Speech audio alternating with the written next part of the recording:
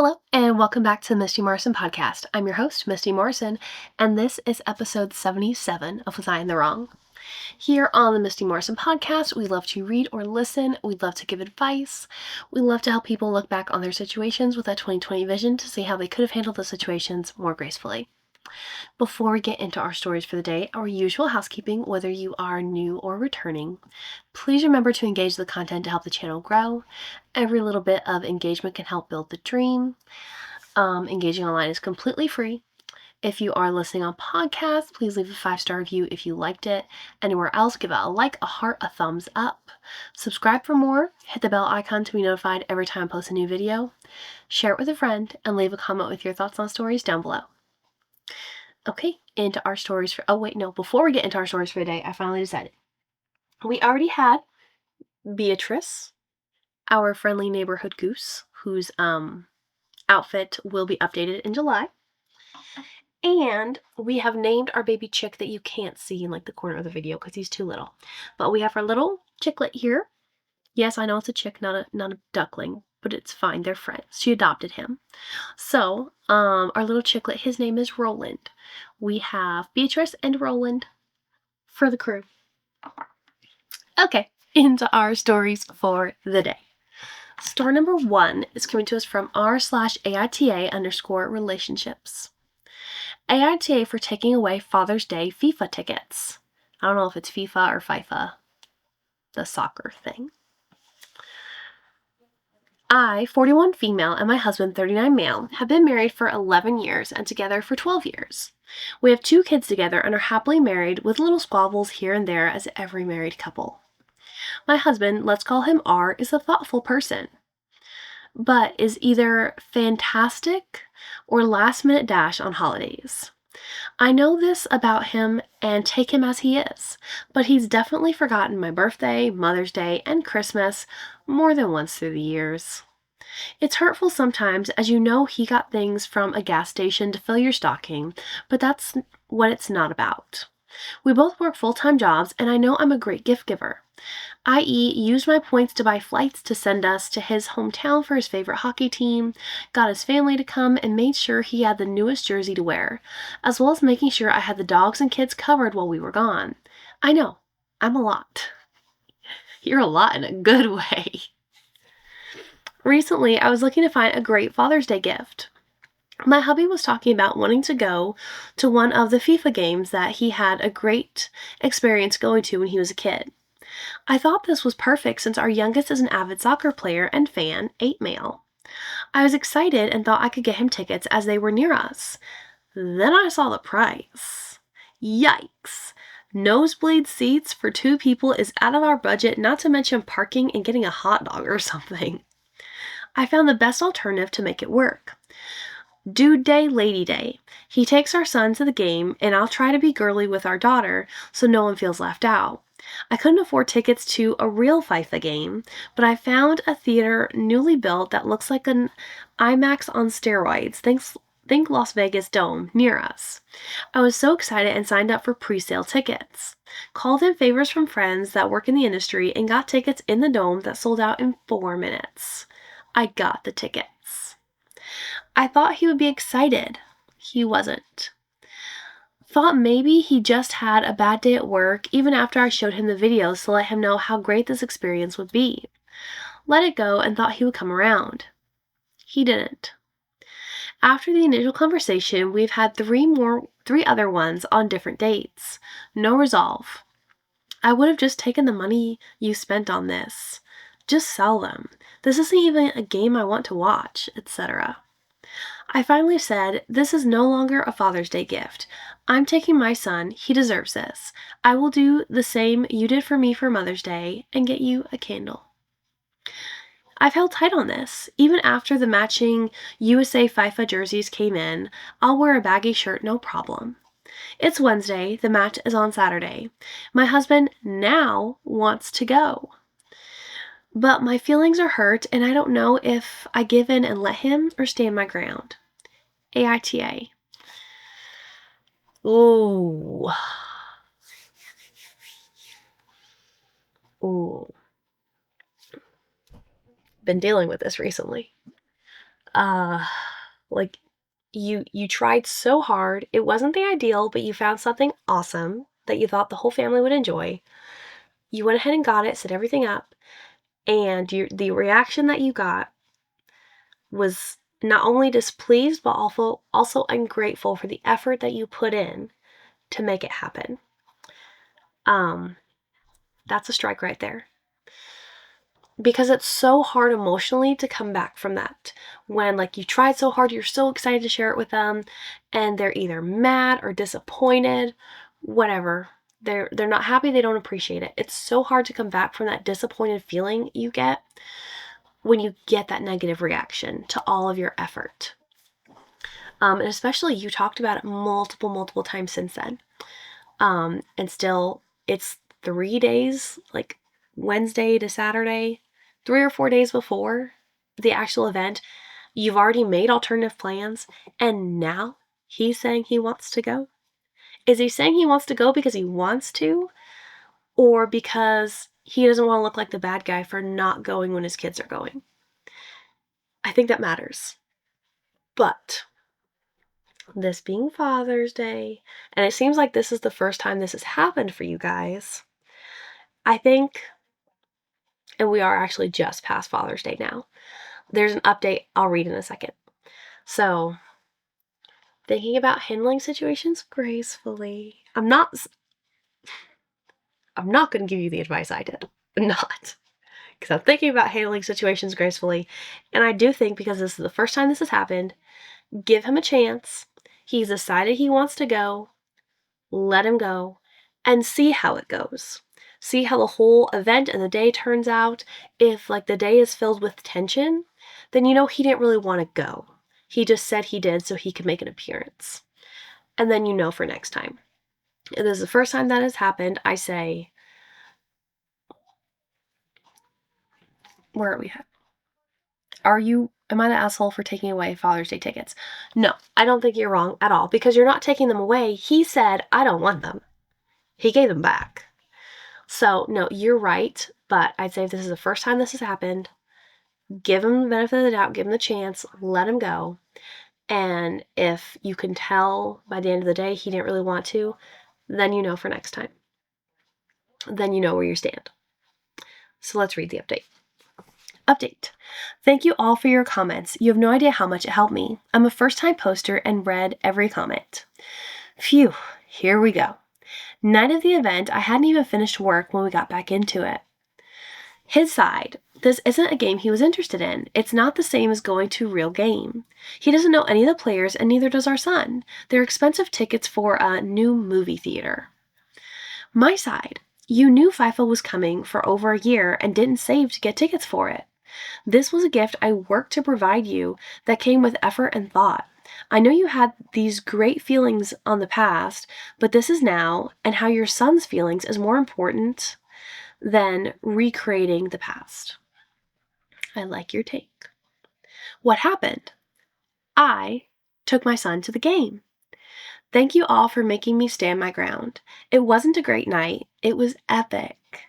The place had just opened, so they had a sports logo brand, not sure if I'm allowed to name brands, jersey on every seat. He got extras from the servers who gushed over him to hand out to the kids in the neighborhood that he plays soccer with. So they're all on the same team. So they're all on the same team, same kit. He ate his weight in chicken wings, had the people next to us fist bumping, high-fiving him the whole time. Hydration breaks put his arm around me to sway to the music and the DJ. It was an incredible night. To add to, USA won. My husband and I decided not to argue about this anymore, considering we both have different thoughts on the matter, but I'm still glad I took my son. I know I only have moments until our kids are teens and don't want to hang out with mom, and a few seconds later they'll be out the door living their own life, hopefully calling occasionally. What I learned from you. A lot of comments hit me in the right way. What I'm taking away is that if he wants big, special, beautiful moments with his kids, he needs to create them. My big over-the-top gestures need to stop and come back down to earth. Got him t-shirts from the kids to give him on Father's Day. Cell phones are a thing. Alarms are a thing. Calendars are a thing. In the words of Yoda, Do or don't do. There is no try. Thank you all for everything. Okay. I was trying to approach it with kindness. More kindness than I have in me, for being honest. This update made me so happy. I'm so glad that you stood your ground. Because while I gave you different advice, that's not what I did in my situation. So I have to remember not to post this on TikTok because my husband watches on TikTok. He watches the shorts. He doesn't watch the full length, listen to the podcast. He hasn't seen it anywhere else. But so recently there was a family trip with some other family members. And this trip hasn't happened yet.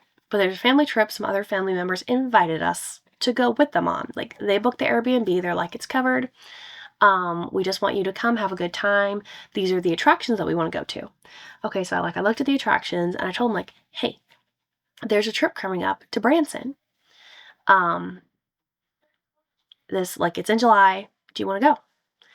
And as always, if I talk about going somewhere more than 15 minutes away, and I'm not exaggerating, I am met with hostility, with anger, with a raised voice, going on and on about, oh, you just always have to go somewhere, you just have to travel, and money, and blah, blah, blah. Yes, money's important, but so are memories. Like, I would love to be able to earn enough money to not just survive, but to make these memories. My son is 7. I understand I'm running out of time before he doesn't want to hang out with mom. So yeah. Introduced the trip, was met with hostility as usual. I expected it. And so, like, my thing when I present something in advance is because I want to be able to purchase, like, all the attraction tickets in advance, like, a little at a time. And this is, like, a month and a half in advance. So I was like, okay, like, it's a month and a half in advance. I'll get 3 paychecks before then. So I can do, like, 1 attraction for each paycheck.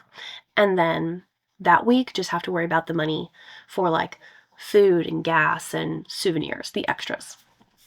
So I want to plan ahead, know how many tickets I'm buying. Are you coming or are you not coming? Because that makes a difference in the pricing.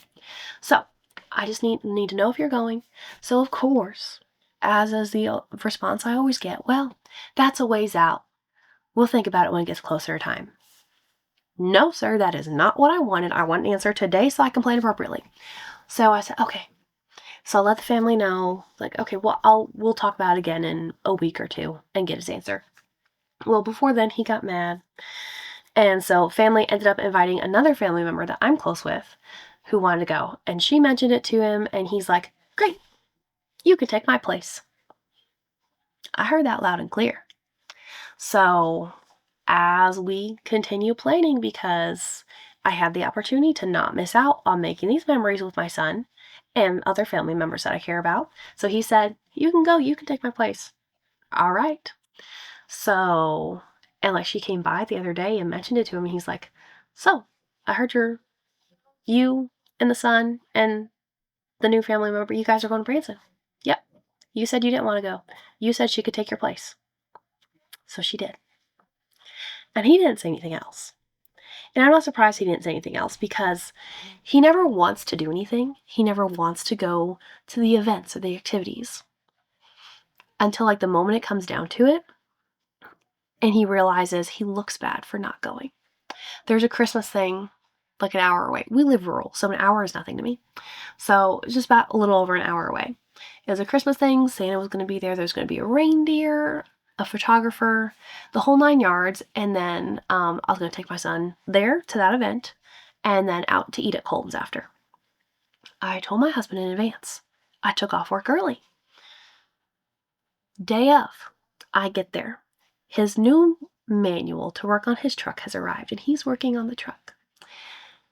I wait as long as I can possibly wait. I have been asking him for the 2 hours that I have been at the house. Are you going? Like, we need to go. Finally, he's like, I know I need to start doing things with you guys, but I really want to get my truck fixed. Okay, we're going to go.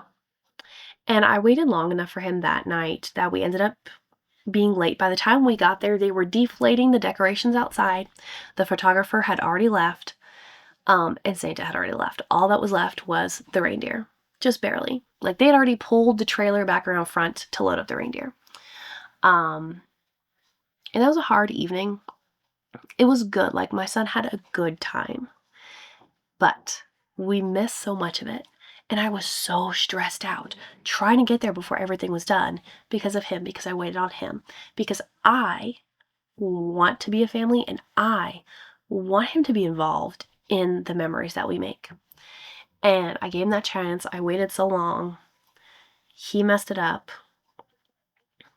And even though Christmas time, he said, I know I need to start doing things with you guys. Then here we are, summertime, throws a fit about a trip we want to do. So I'm glad you stood your ground. I didn't at Christmas, and it didn't work out well. Ultimate goal still achieved. My son had a good time. He was happy. But I still have those negative emotions associated with that of remembering how it went down. And I remember that night, like when we were leaving, when I said, okay, we're going. He said, are you mad? And I gave him a kiss before we leave, and I said, no, I'm not mad. I'm used to it. I'm used to it because we got married. My son was born in March. We got married in August. We were together before that. So for a couple years. For as long as we've been together, he doesn't want to do things. For as long as my son has been around, and he doesn't want to do things. I think there was one trip he easily agreed to, which is weird. No. There's one trip he easily agreed to, one trip he begrudgingly agreed to.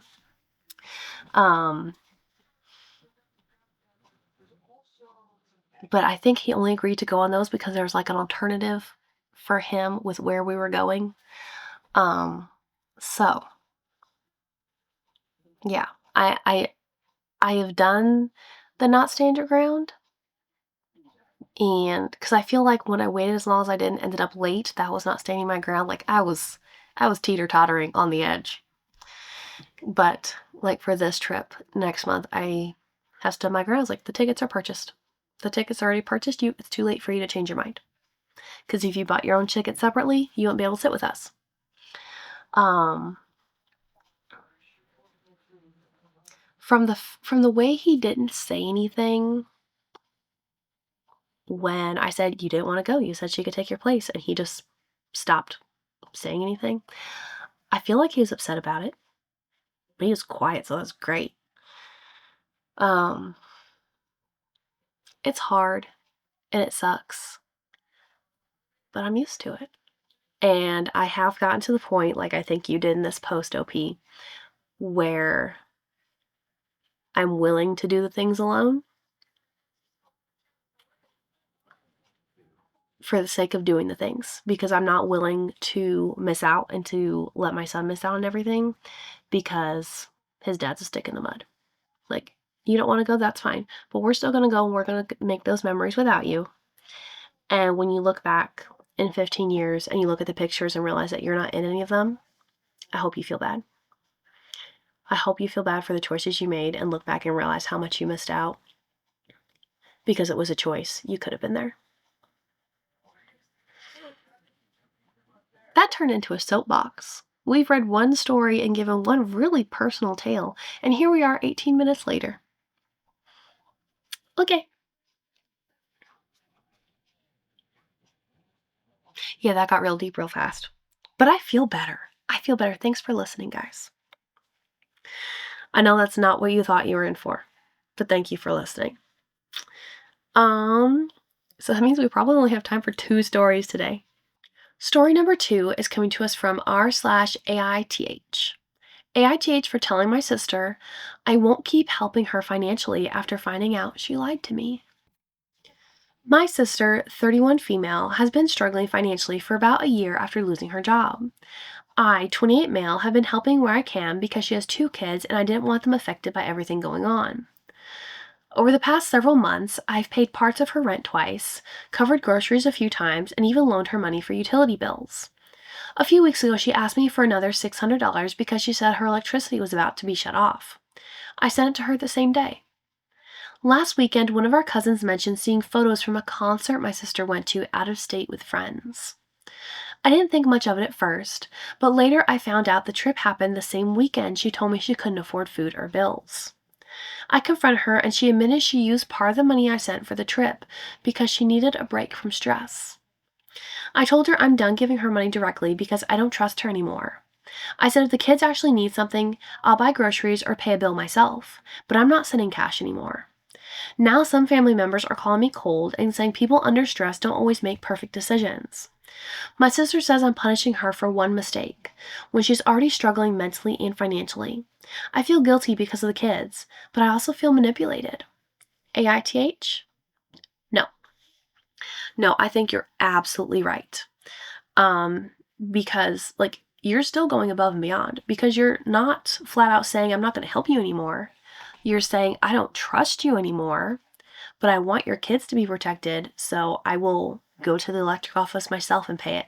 I will go pick up the groceries and drop them off or do a grocery delivery order. You said, I'm not giving you cash because you flat out lied. She's like, oh, one mistake. And family members are like, people under stress don't always make perfect decisions. This was thought out. This was thought out. This was a plan. You knew if you cried, he would help you, and you took advantage of that. Stress doesn't turn you into a liar. Stress doesn't affect your decisions that much. You made a conscience. It wasn't a mistake. It was a decision. You made a conscious decision to lie to get what you wanted to be able to go on this trip. And I understand it sucks when you're struggling financially and you can't go on the trips. You can't go to the events. You can't do the things. I understand that. I'm there. But you have this one person who is willing to help you, who is helping you stay afloat, and you would turn around and lie, say, oh my gosh, the electric's about to be shut off, and then turn around and go on a concert, and not understand that you were going to post those pictures and he's probably going to see it, or someone was going to see it and tell him. Insane. Insane. No, you are right, and still, props to you for still being willing to help, even though she deceived you. I think your limits here are more than reasonable to say, I will help you, but you're going to show me the bill and I'm going to pay whatever it is directly. I'm not giving you money. Good on you. I like that.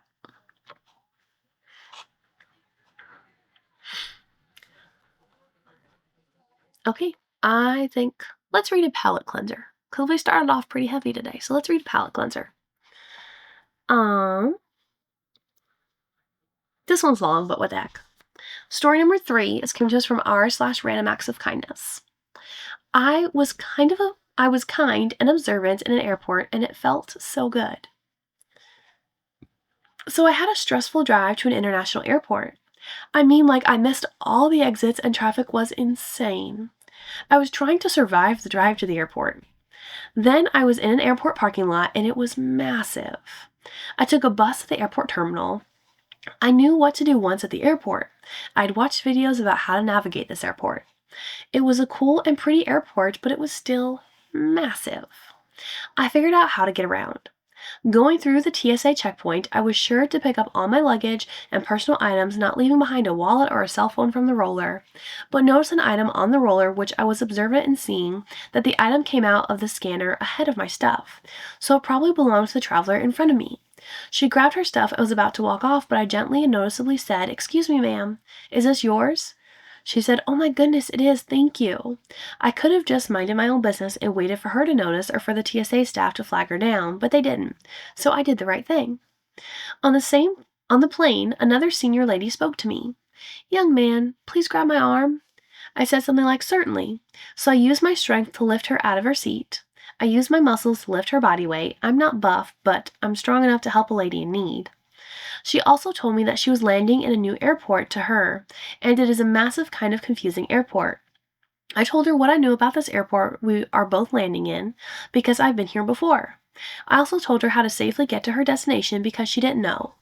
I also told her how to figure out who to ask and what to say to find someone to answer her questions. She also didn't know that. She was exceptionally grateful and basically she said she wished most people my age were helpful like me. Other people on the plane noticed me talking to the senior lady thoroughly, and they weren't annoyed. They were proud of me. They said so to me, and they also joined in this discussion and offered navigation advice to the senior lady.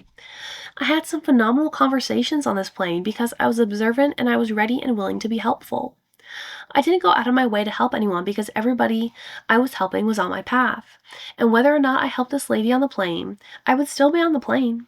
I helped people in my path. Truth is, my motivations aren't exactly altruistic.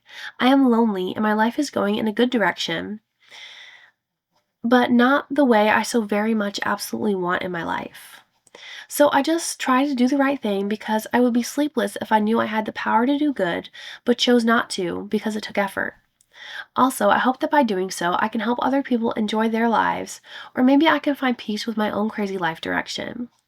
Also, I believe that karma is real and good and bad outcomes will be returned to me. Plus, by helping people, I get some amazing conversations and meet incredible people. I know the travelers' first names, but choose not to ask for their last name or phone number, although they definitely would have given it to me. This is probably the only time we encountered each other, but I made sure it was a good encounter and that I do good in my path. And then there's a quote at the end. In a world where you can be anything, be kind, said someone. We all have the capacity to be kind. Yes, indeed. Yes. Good for you, because especially in airports and planes, like I just watched a reel where a woman's husband had come to the airport to pick her up. She didn't know he was coming. And he kept saying her name like he's following her. Like he's at this point, like if he was a stranger, he'd be harassing her, trying to get her attention because she said she was in the big city and she turned antisocial mode back on, which is fully a thing in big cities. But yeah, like in big airports or on a plane, like just like in an elevator in the city, like people have their blinders on, or these days they have their big headphones on, that are literally a big screaming sign on your head that says, "Don't talk to me." And it's so easy to just think, oh, I need to stay in my lane, in my seat here, I need to mind my business, and leave people alone, let them get on with their day. And that's kind of the way we go about our lives in those busy places. But the fact that you were willing to holler at that one lady to give her the item back, or that this senior lady asked you for help and you were just willing to help her, I feel like that is becoming less common. So even though to some it might not seem like much, it did make a difference to her. And that's what matters. Because so many times we can be kind, we can do the right thing, and for whatever reason we're scared to, like we think there's going to be some kind of social embarrassment if we do. And so what? So what? Life's too short to worry about the opinions of those we don't care for. If you don't know them, their opinions shouldn't matter to you.